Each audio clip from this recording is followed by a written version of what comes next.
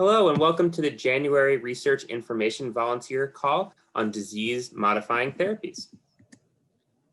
Today we have two excellent presenters from the JDRF Research Department. We have Simi Ahmed, PhD, and Frank Martin, PhD, who are going to walk through JDRF's efforts, strategies, and exciting projects in disease-modifying therapies.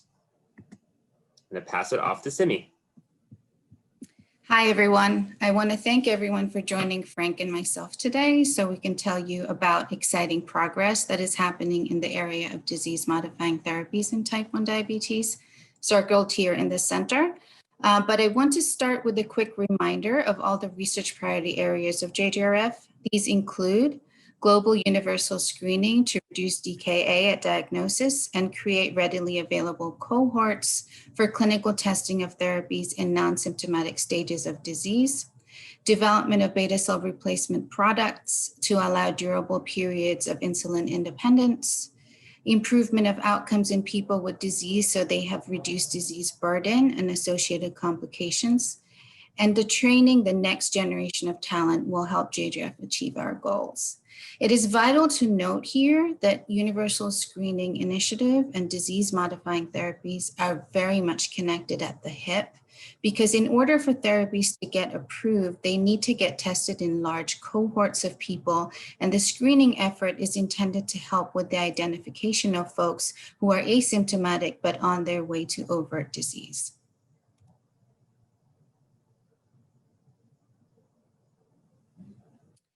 Here, I want to introduce you to the overall concept of disease-modifying therapies.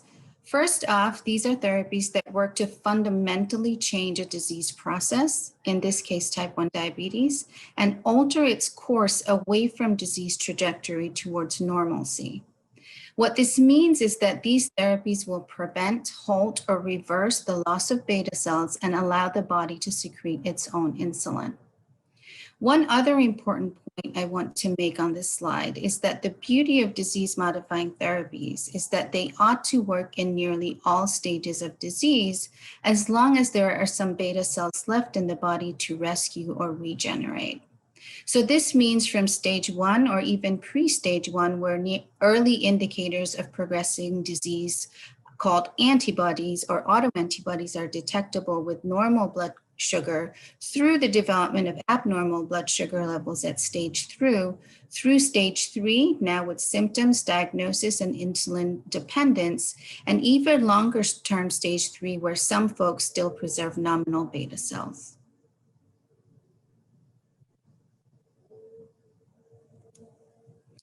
Because T1D is fundamentally an autoimmune disease where a dysfunctional immune system ends up attacking and destroying a body's own beta cells, the types of therapies that will be effective in modifying the course of the disease are designed to correct the immune system and or support pancreatic beta cells survive, function, and regenerate. So you can understand why JDRF is so keen to help accelerate the path to getting approved and available disease-modifying therapies into the hands of patients and their families. I should mention that in these endeavors, the JDRF research team is working hand in glove with our regulatory affairs team as we plan to address and facilitate regulatory components associated with the delivery of disease-modifying therapies for T1D.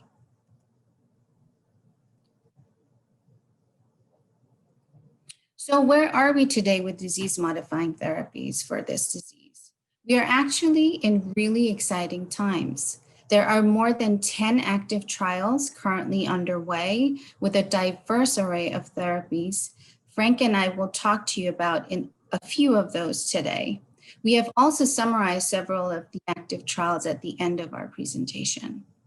I also want to note that while we are really encouraged to see disease-modifying therapies transitioning into clinical testing, JDRF is equally focused on parallel efforts to ensure that these therapies make it all the way into the hands of people.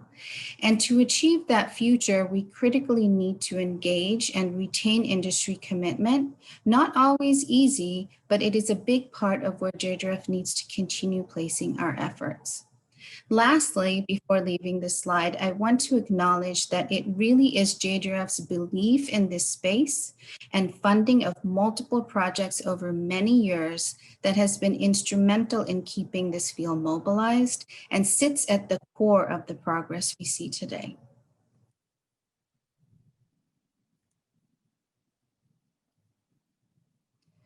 So next, I will talk to you a little bit about the science of type 1 diabetes. That is, in order for us to get you excited about disease-modifying therapies for type 1, we thought we would dedicate a couple of slides to the basic concepts of the biology we are looking to address. At the very basic level, type 1 diabetes is an autoimmune disease where the body's immune system attacks the insulin-producing beta cells of the pancreas. Important to note that T1D beta cells are also somewhat deviant from the healthy state and contribute to the overall disease pathology. So in a healthy pancreas, beta cells happily produce insulin, which allows glucose from the bloodstream from all the foods that we eat to enter cells and give the cells energy to function. In T1D, because of immune attack and increasingly deteriorating beta cell function, the pancreas cannot produce insulin, glucose cannot enter cells, and instead glucose levels rise in the blood, which now needs to be regulated with injected insulin. And as all of you know too well, management of T1D in no way is a perfect process, where imbalanced glucose levels can have all sorts of short-term and long-term consequences.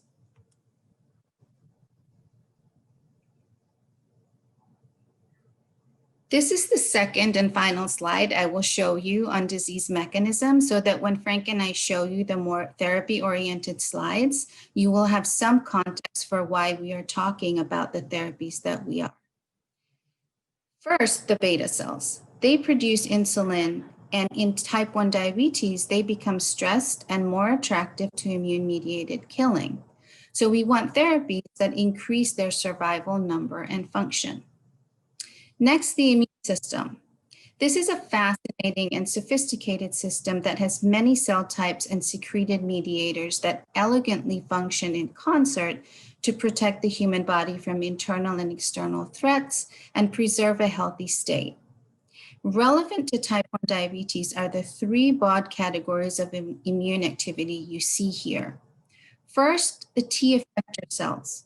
These cells recognize threats like infections and cancer and remove them typically. In T1D, the T effectors erroneously see beta cells as threats and attack them. There are also too many and too active. So therapeutically, therefore, we want to disable T effectors by lowering their number, their function, or both. Tregs, or regulatory T cells, are the counterbalance to T effectors. These are intended to cool down the effectors, so to speak, so they don't go out of control and therefore bring back balance. In T1D, these regulators are compromised. They are too few and not robust in their function, so we need therapies that are aimed to correct both of those things. And lastly, immune deviators. These are essentially secreted moieties, often the key constituents of inflammation, something you may have heard of, that help to correctly support an immune response that is mediated by T effectors and Tregs so that the right immune environment is maintained. In T1D, this support is imbalanced and skewed towards the support of ongoing onslaught of pancreatic beta cells by effectors. Therapeutically, we therefore wish to flip this balance.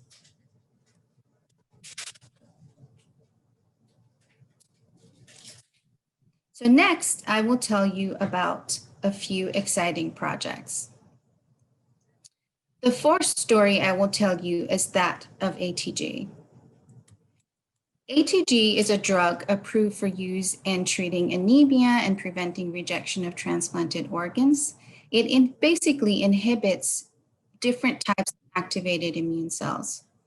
So the application for type 1 really goes back over 10 years, where JDRF has been evaluating whether this particular entity can diminish the autoimmune attack that causes the disease and preserve beta cells in so doing. In the 2000s, JDRF supported early preclinical work to evaluate whether ATG could be a candidate therapy for T1D. That led to positive results in mouse models. In the early 2010s, ATG plus GM-CSF moved into human testing with support from the Hemsley Charitable Trust to show safety and some early mechanism in humans, which then motivated TrialNet, another partner of JDRF's, to support a phase 2 trial that in 2019 reported a 2-year prolongation of the honeymoon period or delay in loss of beta cell function in people with stage 3 disease. Fast forward to current activities. In 2020, JDRF funded SAB Biotherapeutics to develop a next generation, which essentially means better, improved ATG to be ready for testing in humans.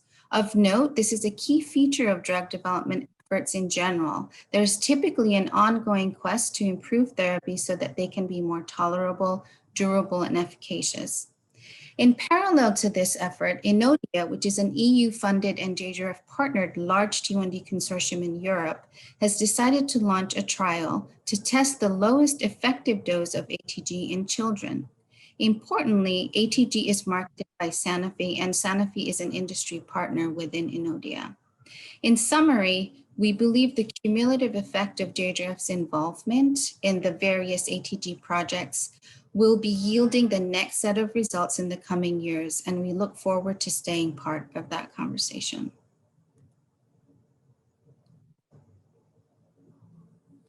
Next up is the story of anti-CD3, and this is one that all of you know very well. I will primarily emphasize the highlight here, which is the absolute vital role JDRF played with our commitment to the development of this therapy for T1D, dating back to the very early 2000s when its utility was tested in preclinical models, through the support of numerous clinical trials in partnership with strong partners like the Immune Tolerance Network and TrialNet, leading to the landmark report in 2019 and 2020 of teplizumab being the first disease-modifying therapy to delay onset of stage 3 disease in T1D. By this time, the therapy was also in-licensed by Prevention Bio, a company that has equity investment from the T1D Fund, for development for T1D, and a registration trial in stage 3 pediatrics is currently ongoing, sponsored by the company. Further adding to this evolving, promising story are major strides made with the FDA and EMA in the past year to secure breakthrough and PRIME designation to expedite the approval process for stage 2 T1D, and the announcement just this past week that FDA will priority review Prevention Bio's Biologics License Agreement, or BLA, sometime in mid-2021 for licensing consideration for stage 2 T1D. This effort has definitely been a labor of love for JDRF over the years, something you should all be proud of. And both our research and regulatory affairs teams continue to work with all our partners in different ways to help facilitate its forward movement into the next years. Important to note, our T1 Detect program was launched with seed funding from Prevention Bio.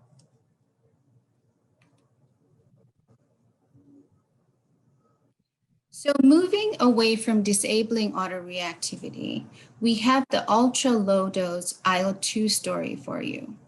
This also is a story of JDRF's strategy, commitment, and partnership over the years. Low dose IL-2 supports the function of Treg cells to potentially limit the damage done by T effector cells. And the application for type 1 diabetes is that given that IL-2 increases the number and function of T regulatory cells, we would like to help achieve that so that beta cells can in turn be protected. In terms of the research supported, JDRF partnered with the Wellcome over 15 years ago, starting with the very basics, and that is to support work involved in understanding the underlying genetics of type 1 diabetes. These studies over many years connected genes to pathways through high quality systematic science, out of which the IL-2 pathway was identified to be associated with this disease.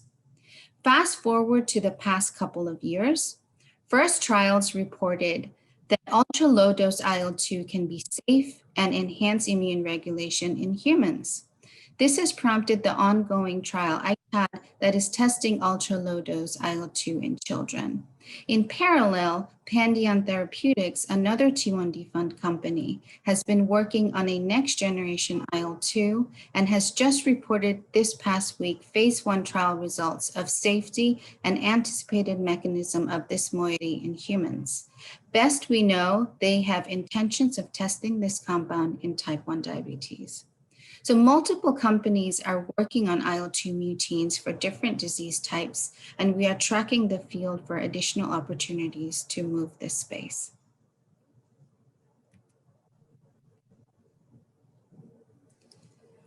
So the last story I will tell you today before I hand over to Frank, who will tell you about a therapy that works both on the immune system and beta cells, as well as some other exciting trials, is that of ustekinumab or Stelara.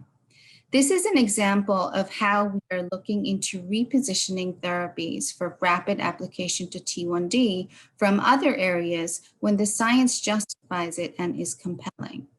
So ustekinumab is a highly effective drug approved for safe use in psoriasis and in Crohn's disease. And you may have seen many ads on TV that involve the word Stelara. So the T1D application here is that JDRF and our collaborators around the world over the past many years or several years are investigating its utility in preventing T effector cells from harming beta cells. And importantly, this is really a coordinated effort that at the center of which is JDRF, where we are trying to work with the various groups in coordinated ways so that the best results and outcomes and inferences can be obtained. The key research here started in the early 2010s, where in tracking the various fields, JDRF noticed that multiple clinical trials in psoriasis were reporting, and they were reporting efficacious outcomes. JDRF supported a phase 1 small pilot trial in stage 3 adult T1D in Canada that reported safety and mechanistic data in 2017. Building upon that, there is an ongoing phase 2 trial in pediatric stage 3 disease in the UK, and a launching trial, which is a phase 2/3 trial in adolescent or young subjects in stage 3 in Canada. JDRF, as I mentioned, has brought these two groups together at the outset so that they can share protocols, approaches, and data analysis when the results of this trial will be available. So you can see how, in order to move science forward in the disease-modifying therapies and all across the JDRF portfolio, these stories illuminate and highlight how over and beyond funding, JDRF plays a role in bringing different stakeholders and partners together to move science forward, to get research and disease-modifying therapies into the hands of people with disease or at risk of the disease. So with this, I will hand over to Frank, who will continue with our very exciting storytelling.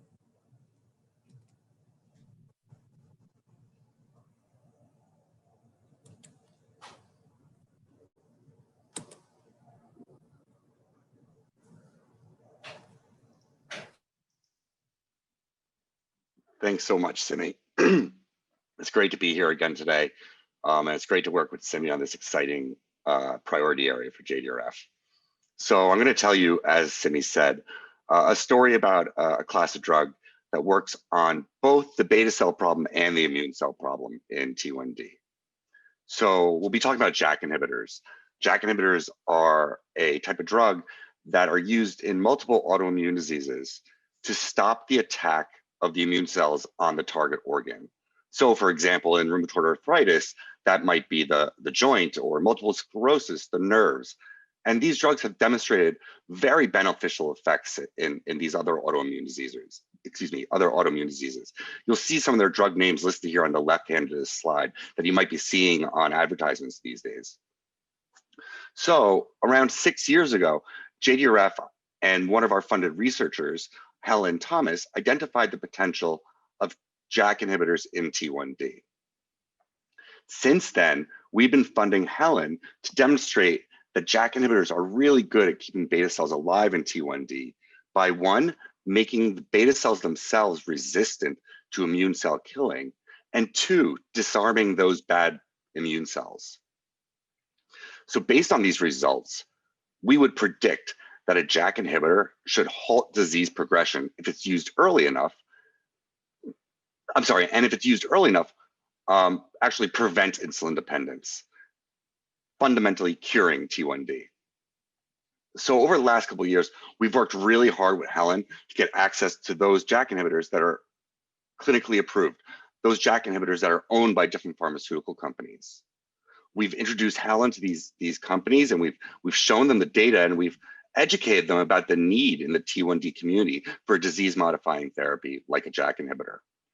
So by working with these pharmaceutical companies and Helen, we were able to generate some amazing data that was pivotal in finally enticing some of these companies to turn their attention to T1D. As a result, Helen and her colleague Thomas Kay in Australia have launched the first ever trial of a JAK inhibitor using a drug from Eli Lilly called Olumiant, the first ever trial of a JAK inhibitor in T1D. Also, JDRF has been working with another pharmaceutical company to convince them to turn their attention to T1D. So we're hoping that this year they'll be launching some trials here in the United States for their different JAK inhibitors. So we think this is a really great example of JDRF shepherding a great idea all the way from the beginning of the story to the clinical end of the story, from bench to bedside. So we're going to continue to see if more specific JAK inhibitors will be superior to those ones being used by Helen and her colleagues right now. And hopefully we'll get those into clinical trials in the next year. So while we were working with Helen to move her studies from bench to bedside, two very cool case reports were published around JAK inhibitors in type 1 diabetes. These are really promising studies that help support our excitement about JAK inhibitors in T1D. So the first one is a study done in Japan, where a woman with multiple autoimmune diseases was given JAK inhibitors to try and treat her RA symptoms, rheumatoid arthritis symptoms. This woman also happened to have type 1 diabetes. So it turns out that the JAK inhibitor she was given was able to treat and reduce the symptoms of all her autoimmune diseases, including halting her T1D. It halted the progression of her T1D. Another case report comes from a familiar name in our field, Mark Anderson from UCSF, who's part of the Northern California Center of Excellence. In this story, a boy in the early stages of type 1 diabetes had his T1D cured when he was given a JAK inhibitor to help treat his genetically caused multiple autoimmune diseases. The boy's genetics had a particular mutation in a gene called STAT1 that explained his multiple autoinflammatory conditions. The treatment with the JAK1/2 inhibitor decreased the symptoms of all these inflammatory conditions and actually returned him to insulin independence, where he still exists today. So again, these are two great examples that continue to support our enthusiasm for JAK inhibitors. So I really recommend you keep your eye on this field in the next couple of months. Next, I want to give you some updates on Familiar Story. In 2018, we reported that a drug called Verapamil, that's used as a migraine drug or a blood pressure drug, was able to alleviate beta cell stress in people with type 1 diabetes. And by alleviating beta cell stress, it was able to keep those beta cells alive during the course of progression through type 1. In fact, what we saw in Anath Shalev's clinical study published in 2018, that it actually halted the progression of type 1 diabetes after diagnosis. So these people that you see in the slides in the graph on the right, in the red are the people who took Verapamil these people did not have any negative change in their ability to produce insulin when they were taking verapamil. That is, it halted their disease, as compared to their colleagues in placebo black lines that continued to lose their ability to secrete insulin. So what we learned from this was verapamil was able to stop beta cells from dying during the course of T1D. So we had to continue and expand upon these findings. And so where are we going from here? So one way we're moving forward is in the context of a study called the CLEVER study, where doctors Jen McVean and Tony Moran are trying to slow or halt disease progression in children, in pediatrics. Some of them are really young as 4 years old. They want to see if verapamil or a hybrid closed loop system can halt T1D progression after diagnosis. This innovative clinical trial design will also look to see if combining the two therapies, combining verapamil and a hybrid closed loop, has a bigger and better effect than any one of those drugs alone. JDRF worked really hard with this group to get the biggest bang for our buck from this clinical trial. We're asking 3 different scientific questions in this trial instead of the normal 1 question that we ask in a clinical trial. So we're hoping to get more findings out of the same financial investment. On the right here, you see another advancement for the verapamil study. We're relying on Enodia, which is a European public-private project co-funded by JDRF, to begin studies of verapamil in different ages and stages of type 1 diabetes. This is a crucial step to get verapamil into the hands of people with type 1 diabetes.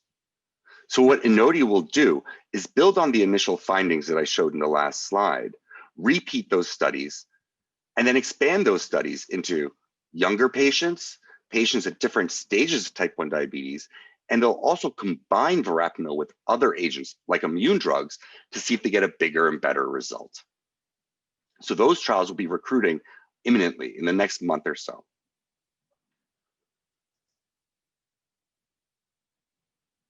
So just to start to summarize, there are so many disease-modifying therapies with curative potential in trials right now. We've summarized some of them in the bottom of this slide here, where you can see what the drug is and what stage of type 1 diabetes is being used at. So here in stage 3, you see some familiar names like teplizumab, verapamil, ATG, baricitinib. These studies are ongoing or starting in stage 3 disease.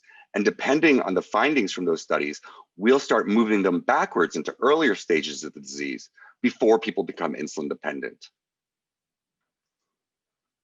If you remember from the last call I did on screening, and as Simi mentioned earlier, we know that in order to accelerate the development of these therapies, we need to screen more people who can participate in these clinical trials, especially as some of these therapies are moving testing in stage 3 to stage 2 and stage 1. It's easy enough to find a recent onset person, a person who's been diagnosed, but it's harder to find someone who is asymptomatic, who doesn't yet have symptoms for type 1 diabetes, but has those autoantibodies that show that they're at very high risk of the disease. And general population will help us address that gap. Also, we're addressing other stages of the disease, like stage 4, people with long-standing type 1 diabetes, people who have very few beta cells left, who are highly insulin dependent. We're addressing that stage of the disease with the replacement therapies spoken about by Esther Latrez and Jaime Geraldo, or the regeneration therapies that I've spoken about in the past that are currently in development.